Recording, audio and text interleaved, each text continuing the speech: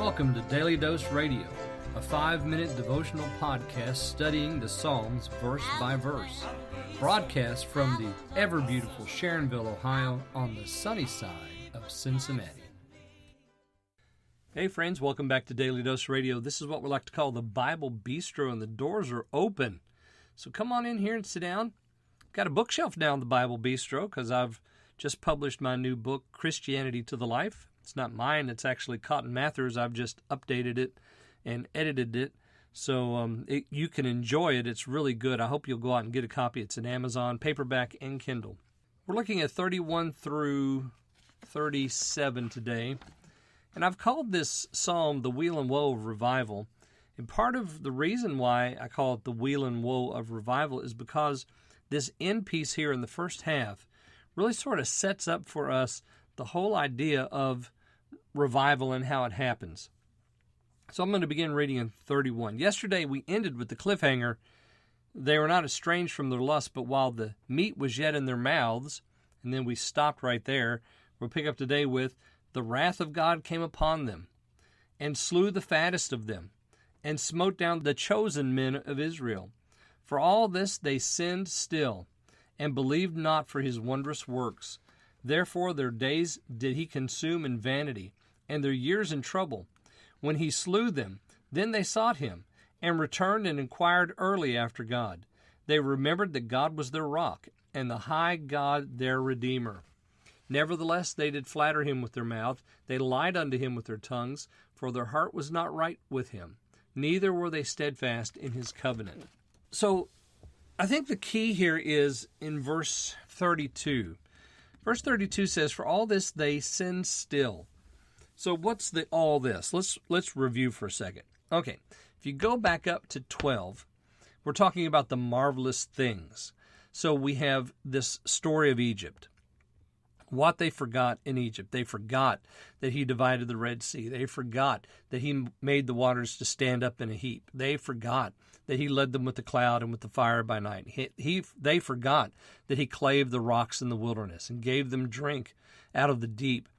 They forgot over in 24 through 30 that he fed them with manna, corn of heaven, angels' food. They forgot that he rained flesh down upon them like dust. They forgot all these things, and even when they saw it and ate it, because in 24 through 30 we have them eating the manna and eating the flesh of the birds, when they forgot these things, and even though they ate after seeing what God had done, still they didn't believe, because it says they were not estranged from their lust. The wrath of God came upon them, and slew the fattest of them. And for all this they sinned still. So even though wrath came upon them, it still didn't do a bit of good as far as their believing. They still sinned against God. They believed not his wondrous works. Therefore their days were consumed in vanity, and their years in trouble. When he slew them, now here's where revival begins. Then they sought him. So it got so bad that even though they had seen the works, tasted his goodness, and tasted also of his wrath, and none of that moved them, when they got so bad that they couldn't stand it any longer, then suddenly something clicked. Something inside them said, wait a minute, and they returned and inquired early after God. They remembered that God was their rock, the high God, their Redeemer. So revival begins here.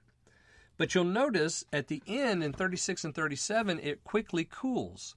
Nevertheless, they did flatter him with their mouth, they lied to him with their tongues, their heart was not right, because there was no true repentance. So there is some revival that takes place, but it quickly cools because their heart never was made right. It was just they were trying to escape the wrath of God. Neither were they steadfast in his covenant. Well, we're going to end there this week and pick up again next week with verse 38. And I hope you'll join me as we continue our trek through Psalm 78 on Daily Dose Radio. Hey there, friends. Just wanted to remind you to go out and get yourself a copy of my new book, Christianity to the Life, by Cotton Mather, edited by me, David Smith. You can find it at Amazon. It's a paperback. It's also in Kindle form, so you can get it for your Kindle or you can get it for your library at home, however you'd like to have it. If you do, I really would appreciate if you would write a review after reading it. Let me know what you think. And it's a really good book. It'll encourage your Christian walk with the Lord. So go out and get Christianity to the Life today on Amazon. Thanks for listening to Daily Dose Radio. I'm David Smith. The music today has been performed by the Bluegrass Experiment. Thanks again for listening. I'll see you next time on Daily Dose Radio.